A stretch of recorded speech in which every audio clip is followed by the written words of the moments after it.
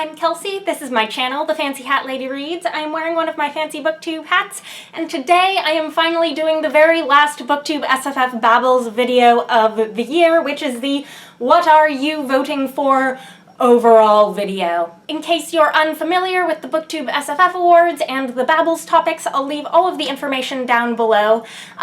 This is the last Babbles video that I am doing a month after it was originally planned for, because the period of time during which we were supposed to do this topic was the prior scheduled voting period, which then got pushed back from the beginning of last month to the beginning of this month.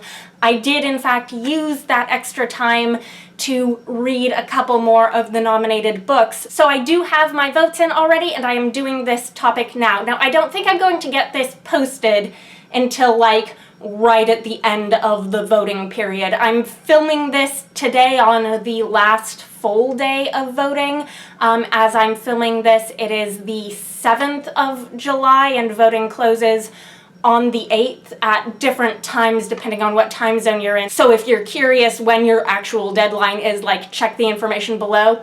But because this won't be going up until like later tonight, by the time you're seeing this, I hope you already voted and you weren't counting on me to remind you of the voting period. So for me, this is just going to be a quick reflection on all of the things that I've read that are nominated for the BookTube SFF Awards in various categories, and I'm going to tell you how I ranked them and why. Now, I would like to make clear that the way I choose which books I read at all for the BookTube SFF Awards is very much based on whether or not I already kind of wanted to read that book in the first place. If there's a book that prior to it being nominated I didn't have any interest in reading, I generally don't pick it up. And I am fine just ranking the books that I was interested enough in to read in the first place and not worrying about the fact that I'm not reading everything in most of the categories. That said, I do think I actually did read everything in 2 of the categories this year, those being the debut category and the short work category. But I have on my laptop here my own voting responses, so I'm just going to use that as a guide to go through all of the categories and make sure I don't miss something. So the first category is Best Science Fiction Novel, and the nominated books were The Calculating Stars by Mary Robinette Kowal, Record of a Spaceborn Few by Becky Chambers, and Vengeful by V.E. Schwab. I read The Calculating Stars and Record of a Spaceborn Few. I did not read Vengeful. I would not be averse to reading the Vicious and Vengeful duology at some point, but it wasn't a high priority for me because I would have had to read the first book, and there was a really long holds list for the first book at my library because they don't have many copies of it. And so I decided just not to stress it. It wasn't going to happen. The Calculating Stars and Record of a Spaceborn Few, though, were both books that I gave 4-star ratings. And I'm not going to really, I think, go into what these books are all about.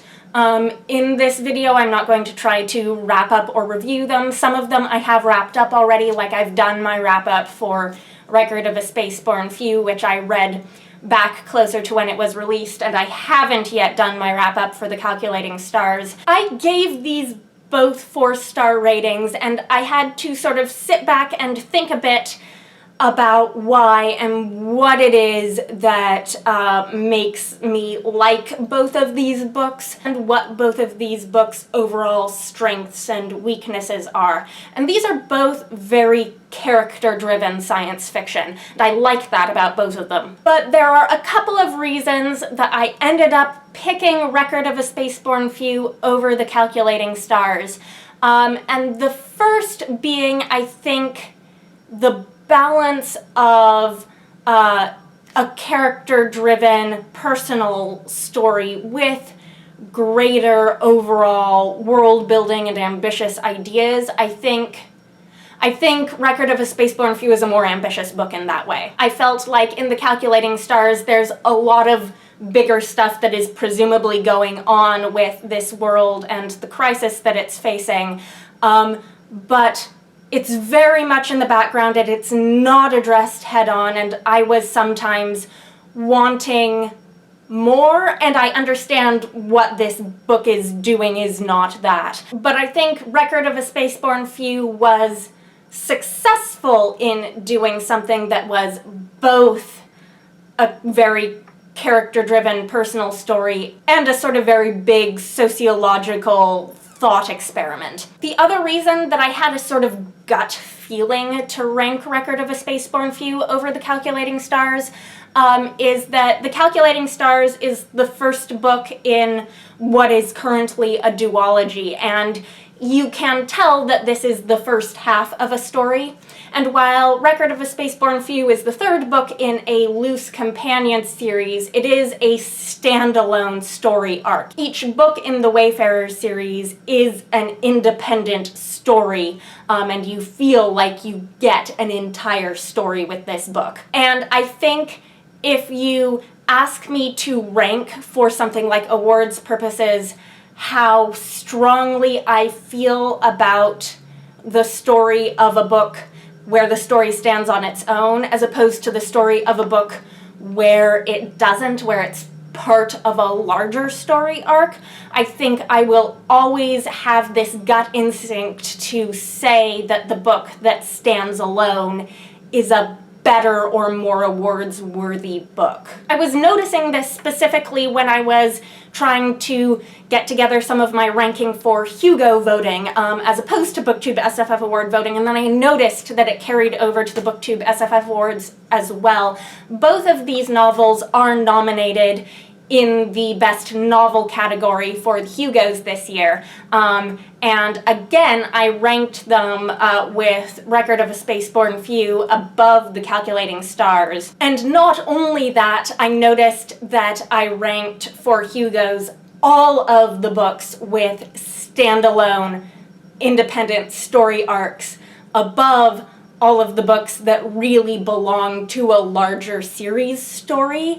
And I didn't do that on purpose. I did it by sort of just saying, what is my gut feeling about which of these books is awards worthy? And then I noticed afterwards that that was what I had done. So I have always known that I have a preference for standalone stories in books as opposed to series.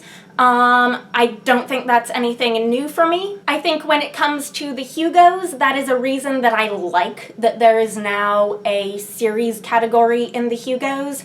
But this is not a video about the Hugos. This is about the BookTube SFF Awards. We're going to move on to fantasy novel. So the 3 books nominated for Best Fantasy Novel were Foundryside by Robert Jackson Bennett, Circe by Madeline Miller, and Grey Sister by Mark Lawrence. Of those, the only one I was interested in reading was Circe, and I did read it.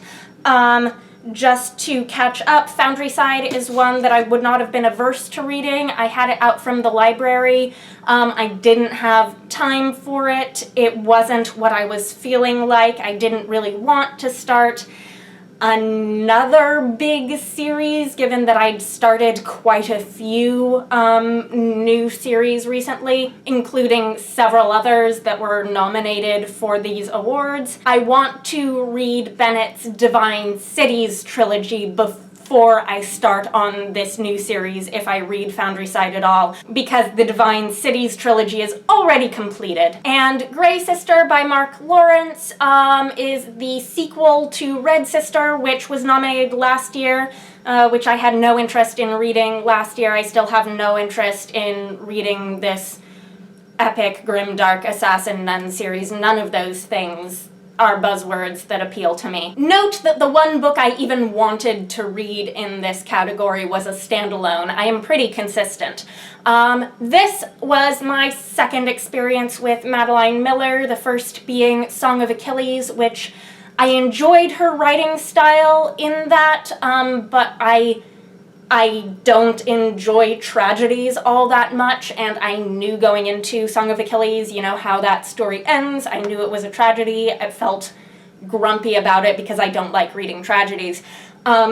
Circe is not as much of a tragedy, which I enjoyed. It took a while for me to get into, though. The beginning was not as strong for me, and then I feel like it got stronger and stronger as it went. I'll talk more about this in my wrap-up for the month of, what month did I read this in? June? But the question is, did I like this enough to give it a vote, given that, you know, I wasn't reading the others, but is this a book I liked? Yeah, sure, this is a book I liked.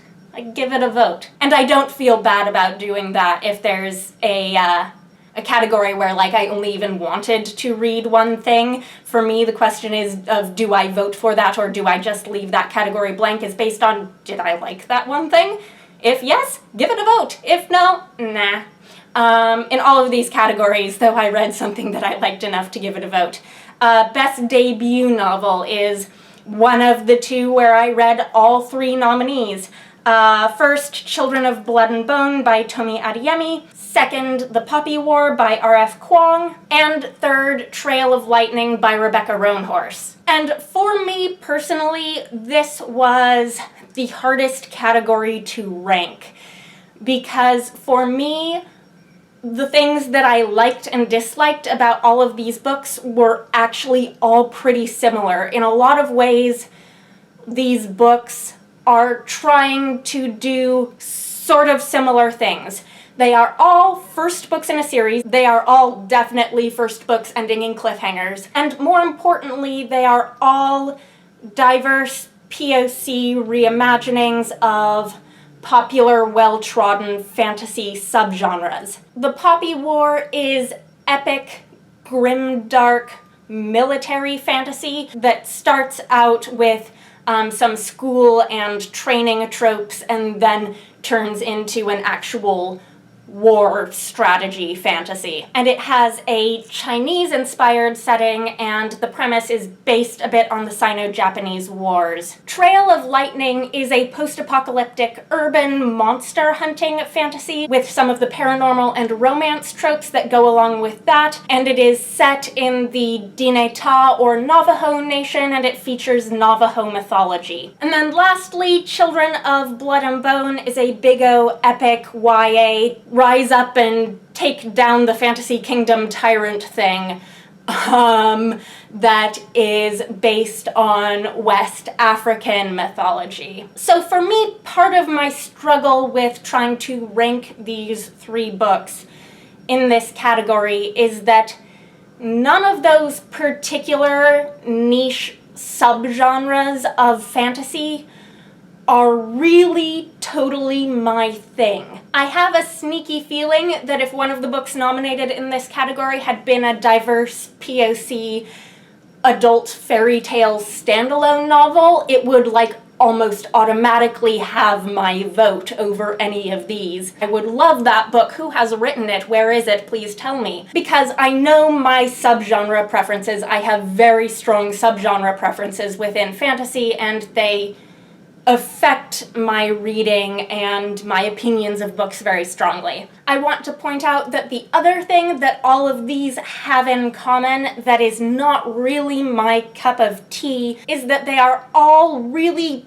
pretty relentlessly violent and bloody. Each one of these three books lost points for me because it was just too much graphic on the page violence. And that is the other thing that I think they all have in common. So I'm going to set these down now that I've talked about why they're all sort of going into this ranking on very similar footing for me.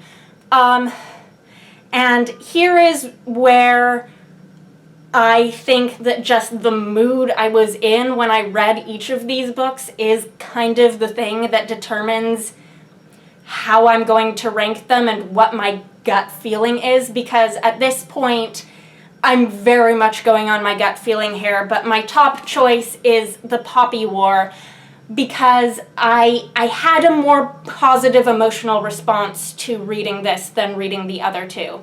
I gave this a 4-star rating, I gave the other two 3-star ratings, and I don't necessarily think it's because there are things that this book is doing objectively better than the others.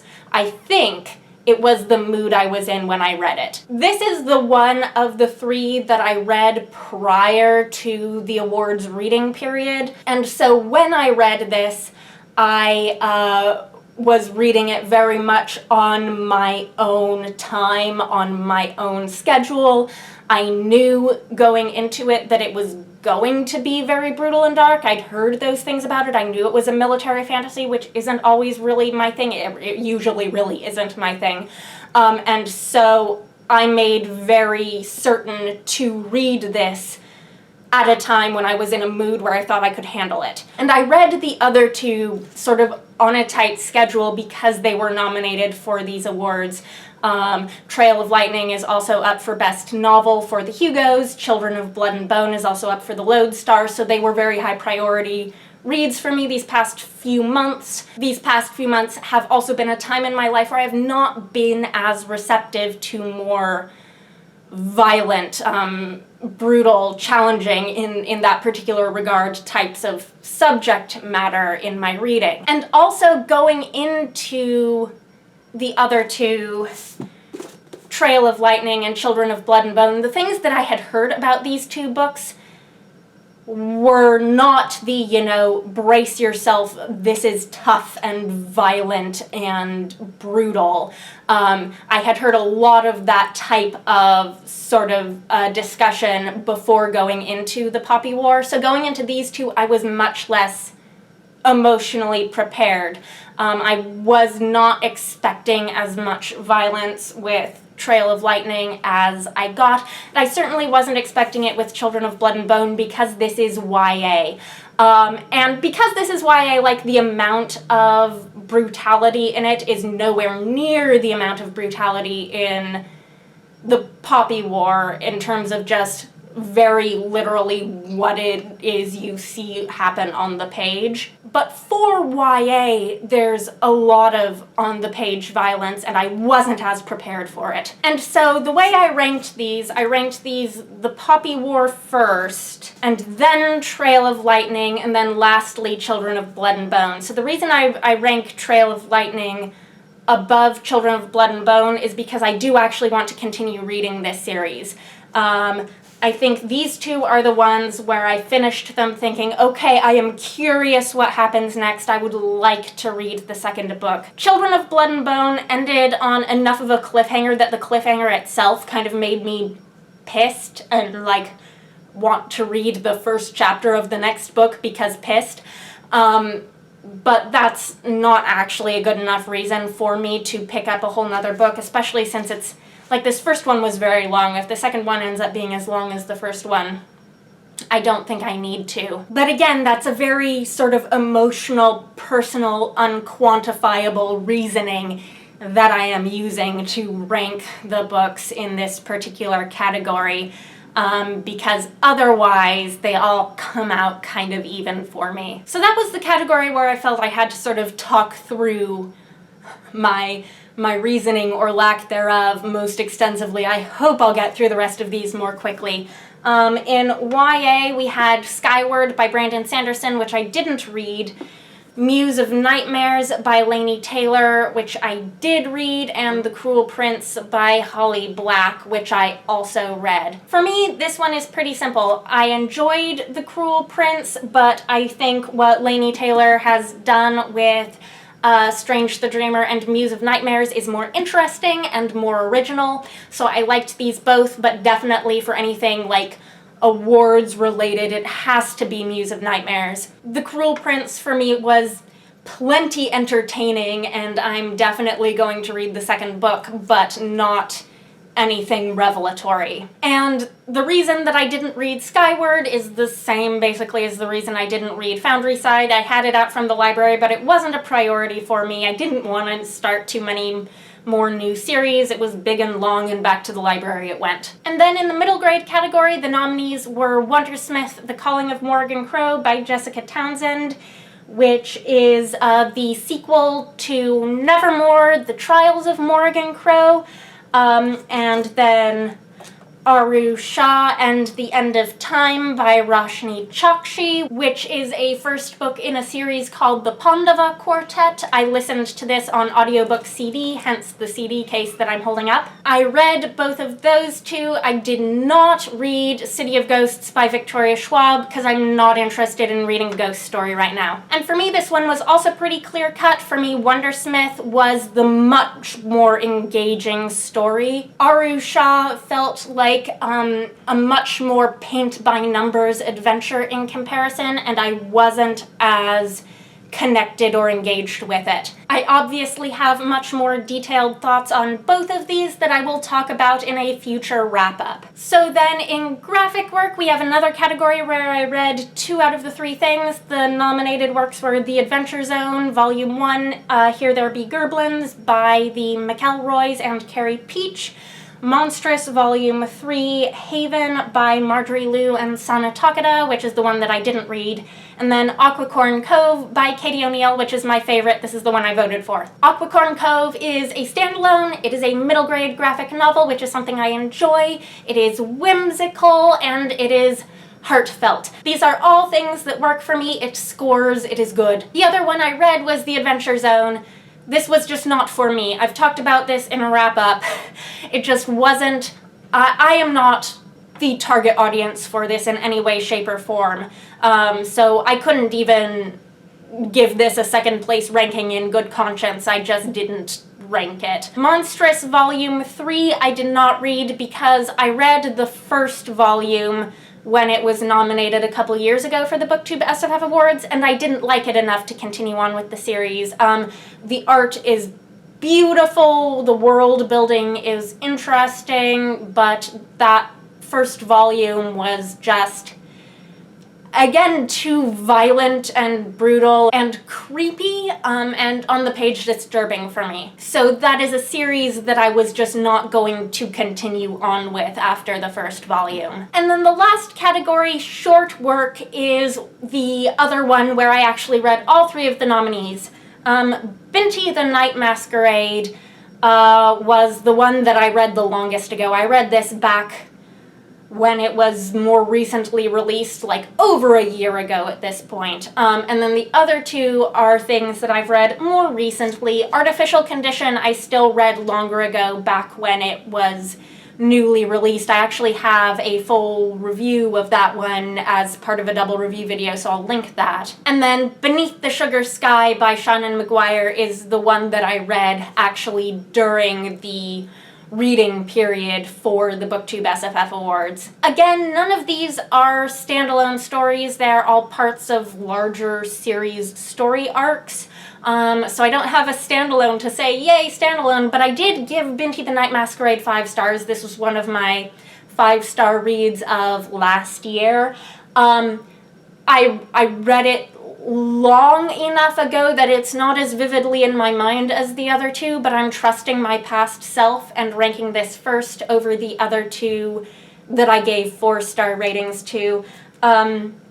Artificial Condition I really enjoyed. I like Murderbot. It's not my favorite in the series. I think my favorite in the series is Exit Strategy, the 4th one. But this is the book with art in it, and who doesn't love art? So that's a solid second place for me.